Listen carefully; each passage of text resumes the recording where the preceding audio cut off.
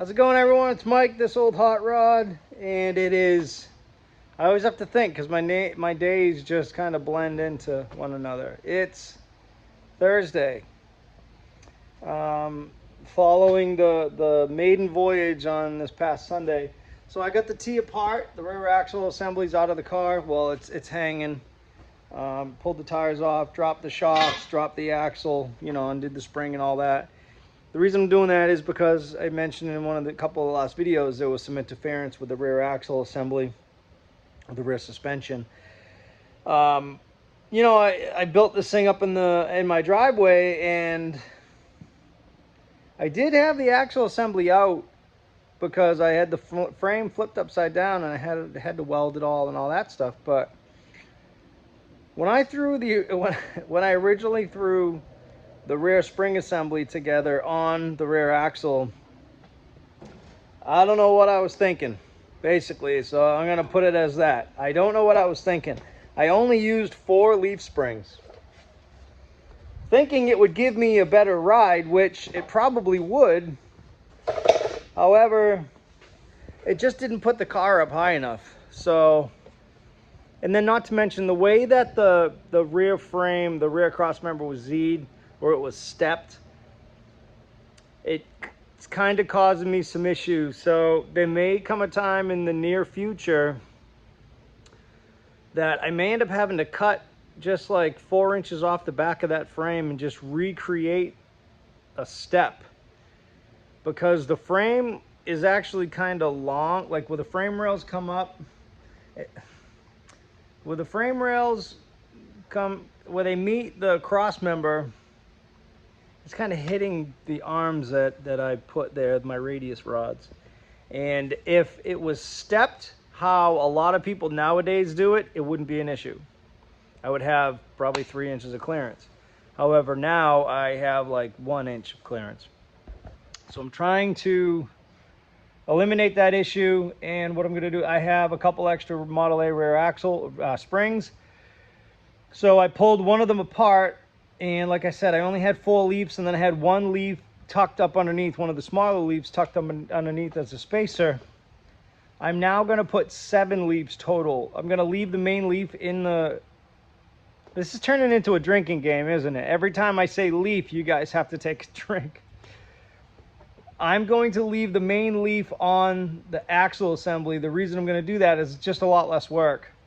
I won't have to take it all off and put it all back on again. I'll just leave that on there, and then I'll add all my other leaves onto that one. So it'll save me some time. I ran to the hardware store, grabbed a piece of all thread, a 12-inch piece of all thread, and I'm gonna get that lined up on the main leaf, and I'm gonna assemble my leaf pack, and then I'm gonna get that put back in the car. And hopefully that's gonna raise up the rear axle assembly and actually of the rear of the car, and actually stiffen the back up where when it does need to travel, it isn't going to travel so far where it's going to hit the underside of the frame rail. Like I said, if it does keep happening, I should have time before Trog. I hope. I may end up modifying where the frame was Z'd on the back of this car, or the frame was stepped rather, because it certainly wasn't Z'd. But that's okay. I'm not criticizing the way they did it. It's just they did it differently, and I didn't take that into account. I didn't, look a little bit more in depth at things and realize there was going to be some interference issues. So it's not that they did it wrong. It's that I built the car wrong around what work had already been done. So it's my fault. So that being said, I'm going to get this rear axle and rear spring assembly all put back together. What I also ended up doing, I stopped when I went to grab some all thread. I grabbed some friction tape. And all you hockey players and baseball fans will know what this is. It's friction tape. It's got some like texture to it. And this is what you use for baseball bats and hockey sticks. And I put it on my steering wheel. I'll show you the glare. So you can kind of see it. I'm gonna try to block the glare from with my arm. So you can see where I put the friction tape, top half and the bottom half. I'm leaving these center sections. These center sections not as bad because it's real rounded. Like on this front edge, it's real rounded, which is comfortable. But the very front edge of the wheel, it comes to a pretty sharp point. And it's really not all that comfortable to be completely honest with you. So I wanted to try to just make it a little more comfortable and not use anything, you know, modern looking. So I'm hoping that kind of fits with everything. I feel like it does. And it'll get worked in over time.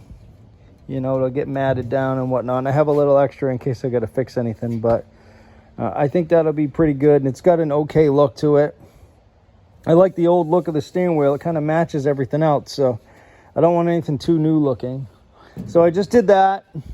So yesterday after work, I went to a local Model A parts dealer.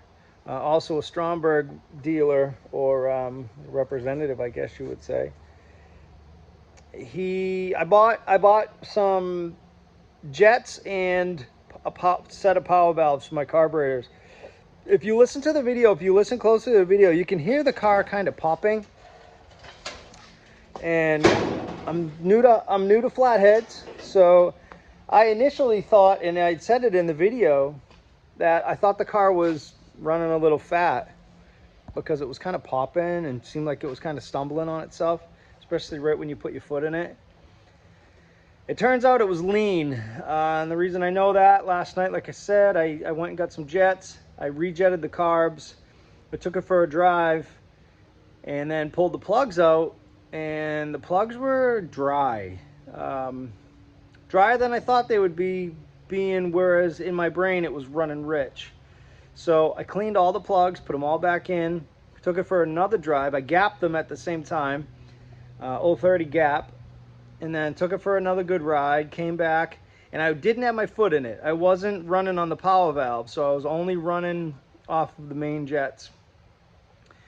And I had jetted it down from an 045 to an 043, and it was lean. It was without a doubt lean. And it kind of makes sense now that I think about it. And also, I believe the power valve is lean from the video. When I go back and listen to the video, there's a little bit of a lean pop. When I have my foot in it, it's kind of stumbling because it's just doesn't have enough fuel. So apparently these carbs and the way I have things set up, the cam, the heads, it's flowing a lot more air than I thought, and it needs more fuel than I thought. So that being said, I went back today and told him the situation, told him my thoughts. He kind of agreed. I am going to check and see what I have for power valves. I think they're the stock power valves. So I do have some larger power valves. And I also went from, I went from an 045 and I put an 043 in the carbs for jets. So when you buy jets, you buy them by the 2-pack, because this will do one carburetor. There's 2 jets because it's a 2-barrel carburetor. So I bought 2 packs of 47 and 2 packs of 49s. The reason I did that is because I don't want to have to go back if the 47s aren't big enough, and I don't want to have to go back if the 49s are too big. So we're going to see kind of where we're at. I adjusted my air screws. It's still not super cold out, so I'm going to run them at 2.5 out. As soon as it starts to get a little chilly, I'll run them in just a little bit, half a turn. I am at 2 psi on my fuel pressure, and there's nothing coming out of the carbs. Everything's good, so they're holding 2 psi with no problem. Yeah, so that's it. So I gapped my plugs. I ran the car with 043s, and it seems to be a little lean. And like I said, I think the power valve's a little small also. I imagine it's a stock power valve. So that being said, I'm going to go up on the power valve. I have a 69 power valve. Factory stock is 65. And I'm going to go up to a pair of 47s first.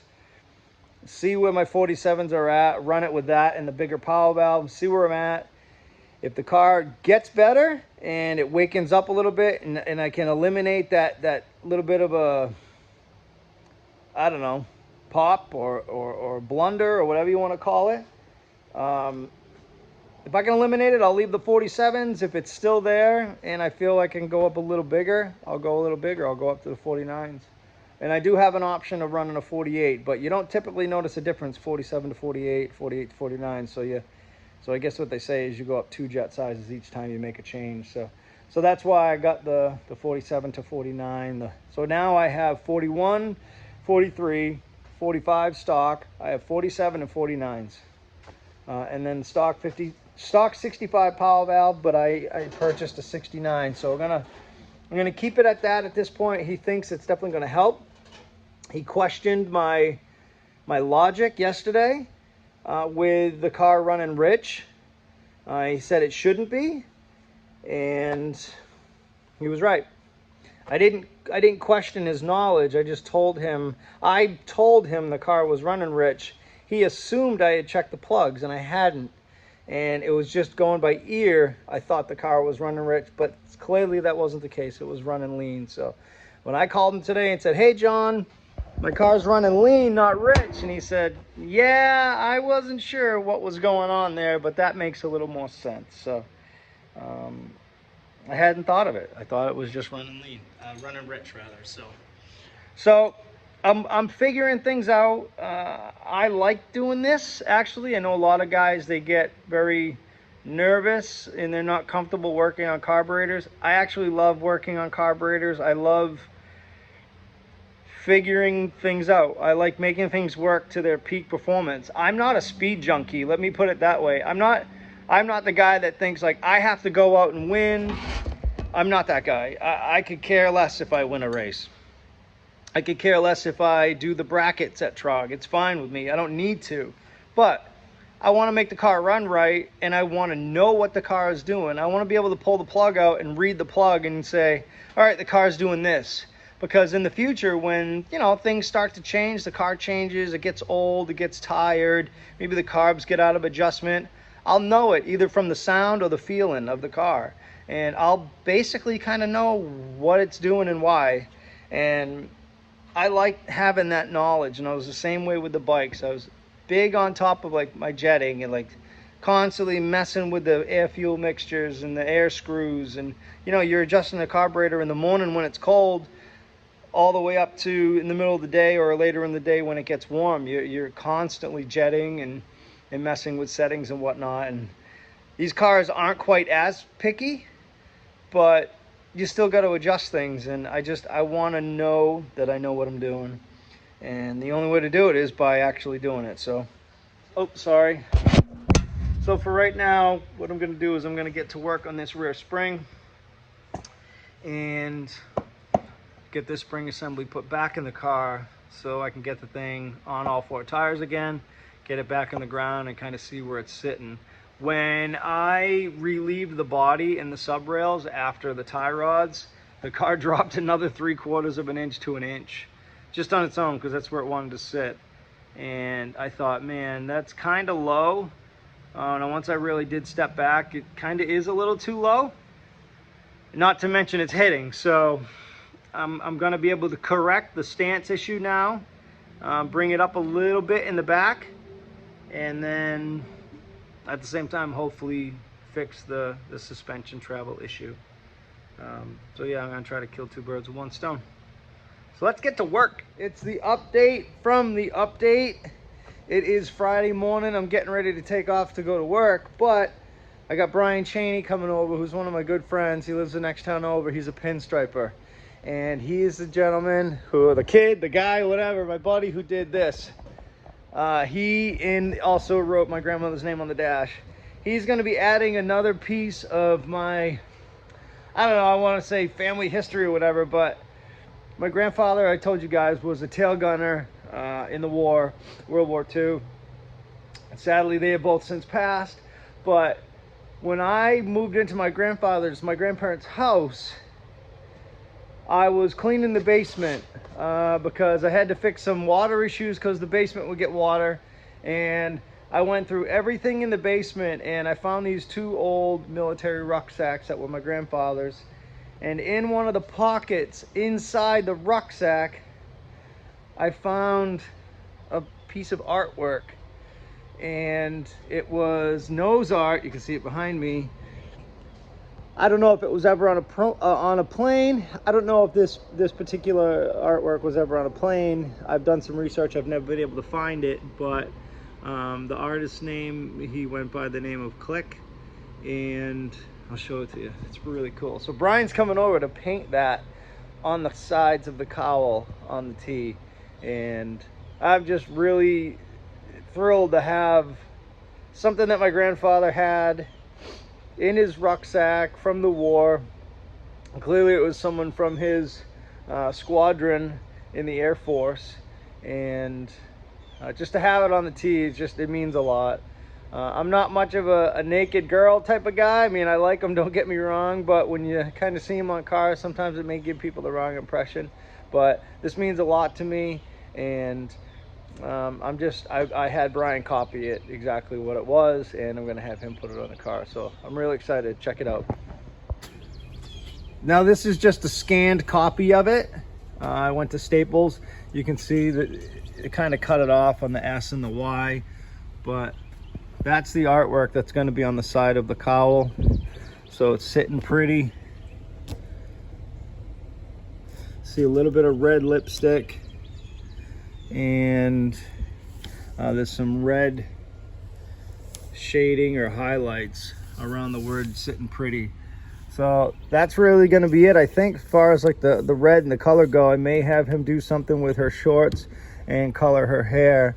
I don't exactly know. I gave him free range, but I told him I just wanted exactly what it is. So he sent me over the hand-drawn copy of it, and I'm pretty excited to get that on the car. So I have this up here for now. I obviously have the original in the house. I keep it in my safe.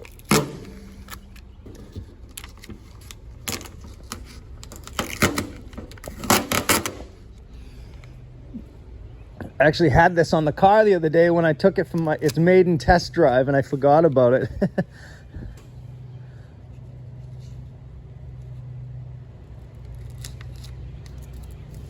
Give me something like that, I guess. I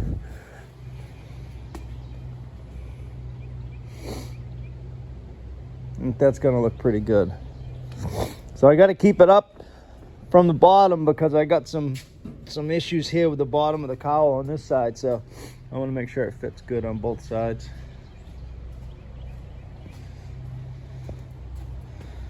So that's going to be it.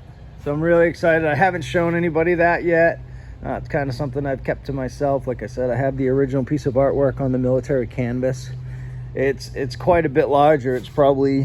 She's probably, you know, this tall from the bottom of the cowl, so it's pretty good size. So I had him shrink it down at Staples, and you can see the signature by Click.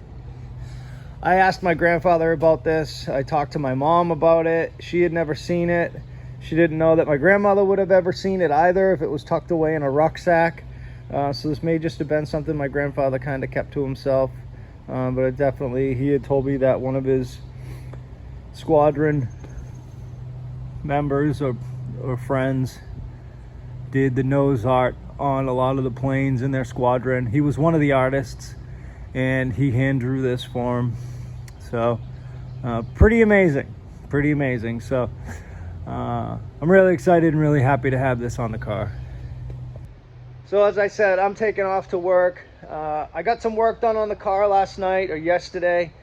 I worked on the rear of the car, the rear spring. I think personally it's a little high. It's sitting, you can kind of see where it's sitting now. It's actually, the weight of the car is on the spring. So the tire is probably about 2 inches below the fender line. It's a little bit, so the body's going to be sitting a little bit taller. But clearance purposes, it's perfect. I took it for a drive last night. It doesn't hit. There's no banging. Visually, I think it's a little tall. If I have time before Trog, I still have to build my roll bar, install my headlights and whatnot. But if I have time, I'll probably end up taking one leaf back out. So I went from 4 leaves to 7. I should have only gone 6. So I'll probably end up taking one of those leaves out of the rear spring pack, just to drop that down just a little bit. I think it's going to get me exactly where I want to be. It's probably going to be about ½ an inch lower, maybe an inch lower, with still some good suspension travel. but not so much, hopefully, that the car will hit in the back again. The front's good, but it's just the back. But yeah, just, you know, typical, you know, you get the car out for its first maiden voyage and you find some things that need to be fixed, some issues that need to be corrected. That's what I'm working on now. But happy to be doing it. So just trying to get the bugs and the kinks out before Trog, and then hopefully just get to enjoy the thing for the rest of the fall, at least, before it gets too cold. I'm hoping at some point too my buddy Joe will free up some time and I'll be able to get a top put on the car. That was the reason why I extended the windshield, as you guys know, and I got myself sitting as low as I possibly could, so I'll be able to run a top and not have a real tall top. I want a nice sleek looking hot rod top. So that's it, guys. Just wanted to check in, show you guys what was up, show you guys the artwork that's going to be put on the car, and then later when I get home after work, it should be done. I'll get to see exactly what it's going to look like, and I'll show you guys. See ya. All right, how's it going, everyone? It's Mike. Just an update for the update.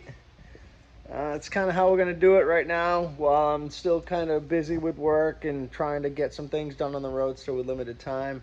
I'm just going to do like follow-ups on what I've done and, you know, kind of the things that I think need to still be done before Trog, and you know the deal. So I left off with leaving for work Friday morning, and Brian Cheney was heading over from Cheney Customs. He's a local pinstriper, a local artist, and I want to show you guys what he ended up doing. I showed you guys the pin up that he was going to put on the car, and I believe I brought I got the original out here, so I'm going to show you guys the original. You already saw the artwork, the scanned copy, and then I'll show you the finished result, what he ended up doing, and then what else I've done to the car since. All right, so this is the original artwork that I found in my grandfather's rucksack in the basement. You can see all those years it was folded up, and I need to put this in a frame. Let's see where it's creased. I need to get this framed and probably displayed in the garage. It would just be nice to have it down here. But I want to show you, I got the hood mounted. I ended up having to, so originally when I built the car, you know, I had the grill shell on, the body on, and I built the hood to you know, the dimensions that it called for. But after putting the entire car together, tightening everything down, I realized that when I originally built the hood, my grill shell wasn't square to the car, to the body of the car. So when I finally did everything finally together, final build, I squared the grill shell and measured it, you know, from the leading edge of the cowl to right here where the welting would go, where the hood sits, and I measured it, and it's equal on each side. The hood was off, so I ended up having to cut about 3/8 of an inch off of this side to probably about 1/4 of an inch down on this side. So it was just a little bit off, and it was long, so I had to shorten it up a little bit. But this is what Brian did the other day. I said I was going to give him the freedom to do what he thought he needed to do, and this is what he ended up coming up with. You guys recall there was some red highlights, her lipstick, and then behind the letters sitting pretty. He is such a talented artist. It is just incredible. He went blue on the shorts, and what my thoughts were to make this like a creamy tan beige color, sitting pretty so it looks kind of old. I didn't want it to be bright white, so I thought the red behind the lettering, the off-white and blue, so red, white, and blue. He agreed with that. She's very healthy. She appears that she has gone to the doctor and got some enhancements done. Thank you to Brian Cheney. And so this is on, you can see the difference. He didn't add was this. He didn't add her diaphragm and kind of rib cage. I'm gonna actually have him add that onto it.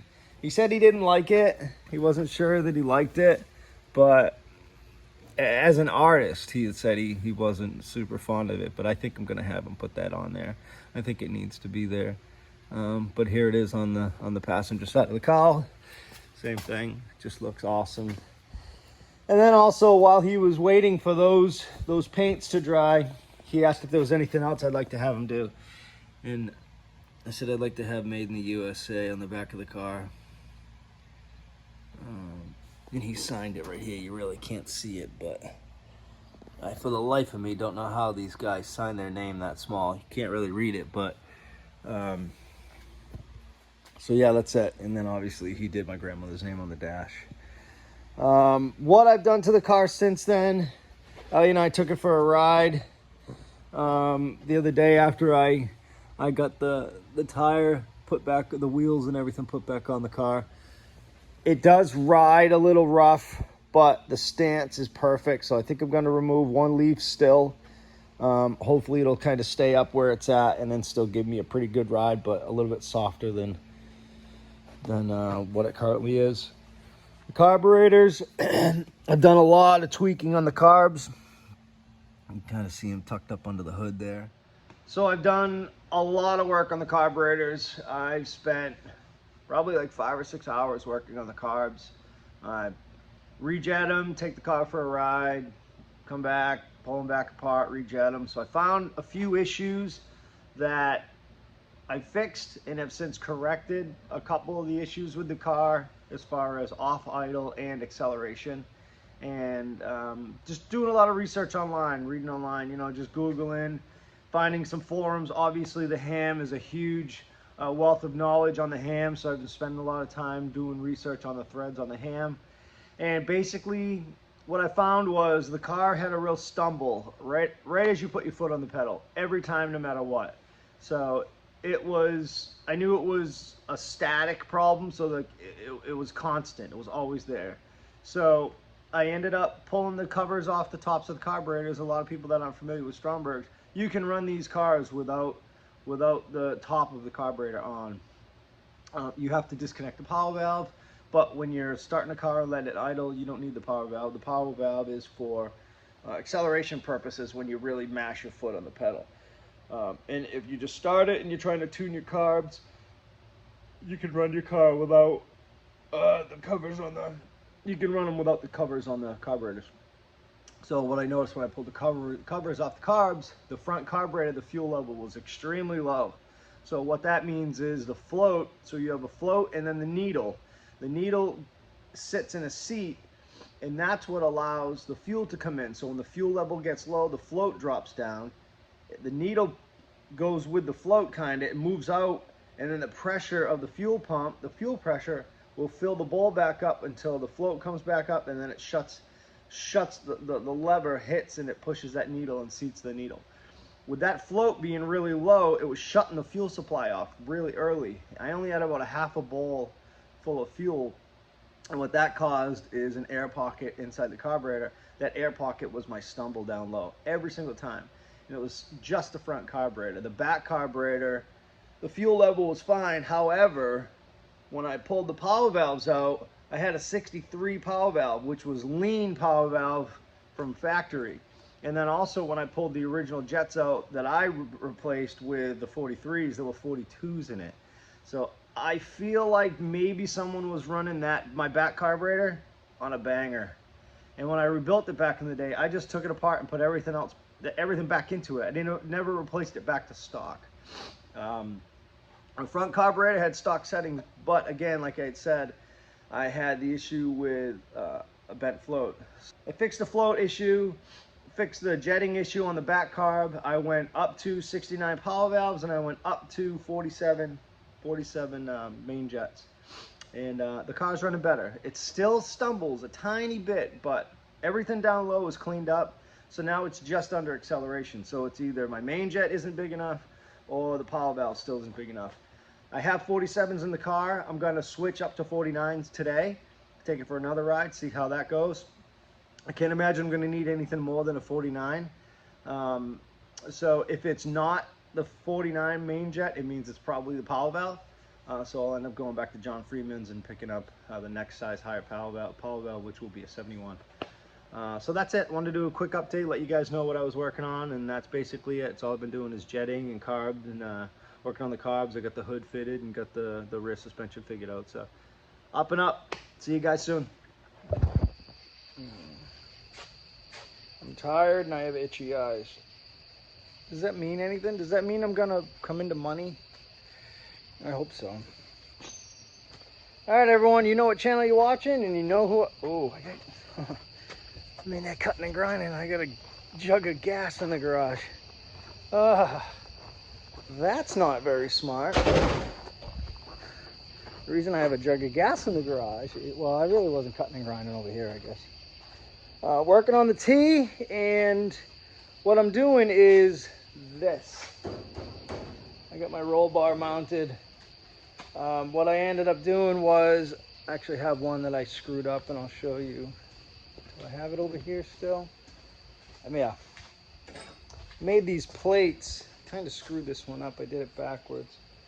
Made these plates like this, and on the bottom of this plate, so this is basically the way the sub rail it comes in on the bottom of the T. It kind of steps, and demonstration purposes, let me go, yeah, right there. Got a piece of pipe. So what I was doing was welding the pipe to this like that, basically, more or less, you know. 2-inch iron pipe. It's not gonna stay, but you can get the idea. I have a smaller pipe, a diameter pipe that goes in here. I welded it onto this. I welded this to the inside sub rail of the car. I then slid my roll bar over it and I drilled through everything, and I have a bolt. So that bolt is holding in the base of my roll bar to my subframe. But I ran into an issue. The issue was, spin you around, was my seats. When I initially built the roll bar, I had the seats forwards. And when I built my roll bar was more vertical, because that's how I welded the posts on that plate. When I went to put my seats back, it hit, boom, right about there. So that wasn't gonna work for me. So what I ended up doing was, I ended up heating up the posts inside the trunk with my torch on both sides, tried to get them hot as I could at the same time. I kept going back and forth, getting them cherry red.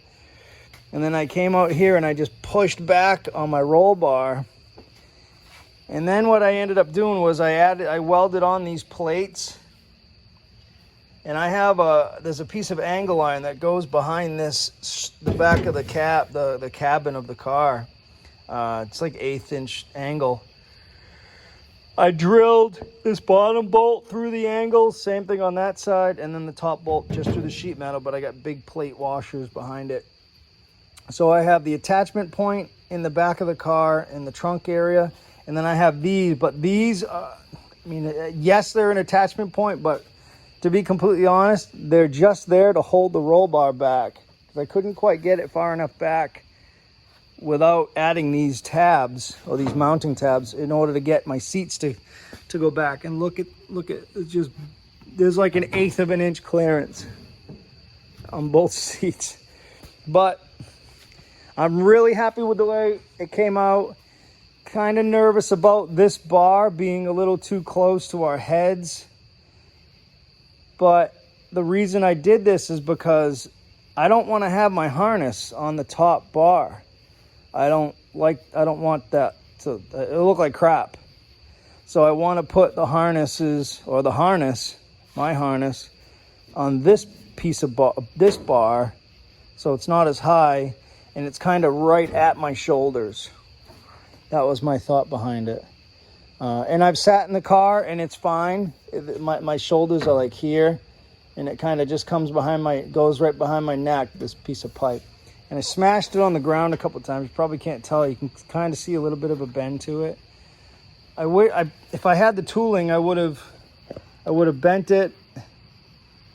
I probably should have cut it, bent it, and then gone real close to the body. Then it really wouldn't have been an issue at all. But I didn't really have the tooling, and honestly, this thing took me a lot longer than I thought it was gonna. But when you step back, When I step back, it's got a nice look to it. It's similar to the one that I had in there. It's got a similar lean as the windshield, which is really what I was wanting to do. And then also, if you look close, it's almost the same height of the windshield. And then if you look at the vertical post, it's the same angle as the windshield post. So I really put a lot of thought into it. I obviously added the gussets on the sides just to give it some extra integrity. I had to pull out my gas tank and my battery and everything, so I'll get all that stuff put back in. I'm going to clean up these ends. I'll probably close these off just to finish off the look, you know.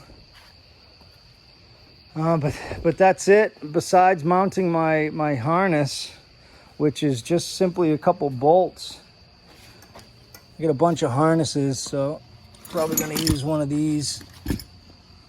Yeah, this one, it's got all the bolts and stuff already on it. So it'll just be a matter of bolting it here, bolting it there, and then, you know, wrapping the straps around this pipe. I don't know that I have to do one in the front.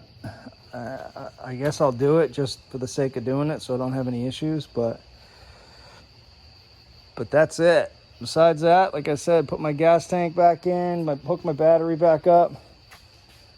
I have a couple sets of my grandfather's dog tags. I threw one of his dog tags on the car. I thought that would be, I don't know, kind of symbolic. So, but yeah, so that's it. My roll bar's in. I'm probably going to end up leaving that outside, kind of letting it rust up a little bit, do its thing, so it matches the rest of the car before I go to Trog, hopefully. I want to figure out some other type of mount for my hood instead of these self-tappers.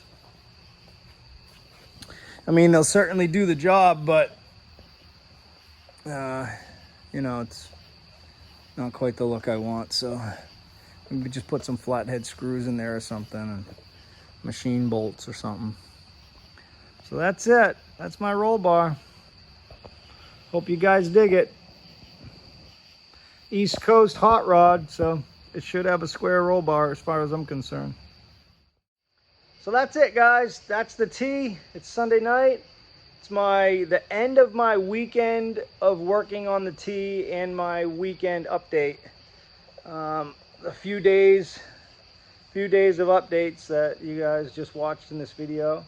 I'm really trying to stay on top of it and make sure I kind of work all the kinks and the bugs out before I leave for Trog. I have a lot of things that I need to get done, not obviously including my regular day job, but I still have time. I have a week and a half left, but I'm the type of person I really like to be prepared for things, and I don't like leaving any loose ends. I like having everything ready to go, and I don't want to be a last minute Larry type of guy. But I'm really happy with the way the roll bar came out. It took me way longer than I thought, and my back really hurts. So I'm wrapping up this video. Thanks everybody for watching. I really appreciate it. And I know I ask all the time, if you haven't already, hit that subscribe button. I think I'm at like 93 or 9,400. It would be pretty amazing if I got to 10,000 subscribers by the end of the year. It's only September. I don't see why I couldn't. So if you guys would, maybe share the channel. Go onto my channel and click share. And then share it on Facebook, share it on whatever, you know, your social media, text it, send it to your friends, people who are into these old cars, hot rods, and, you know, just might appreciate what I'm doing. Maybe they might think I'm cute. Maybe Allie, maybe they think Allie's cute. Allie's definitely cute.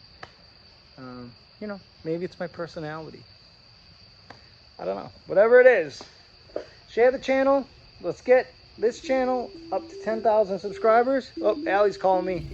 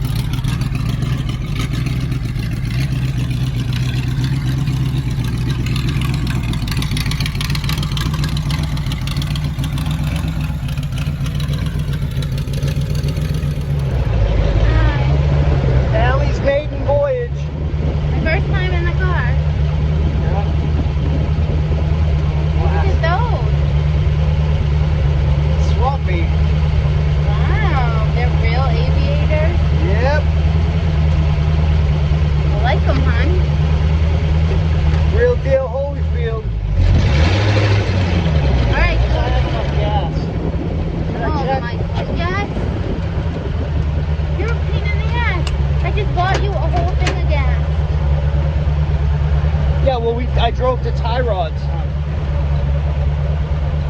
Okay. Oh, that almost hit you in the head. Yeah, I noticed. He doesn't care about me. Note to self.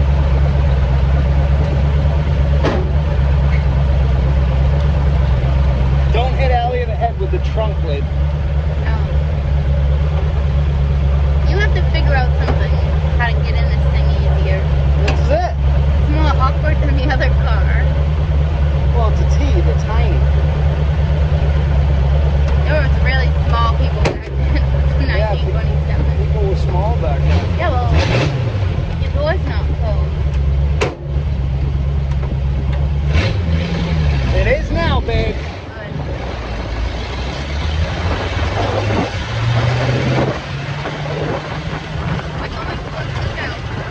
Cookout, taking the tea illegally. And I made taco salad.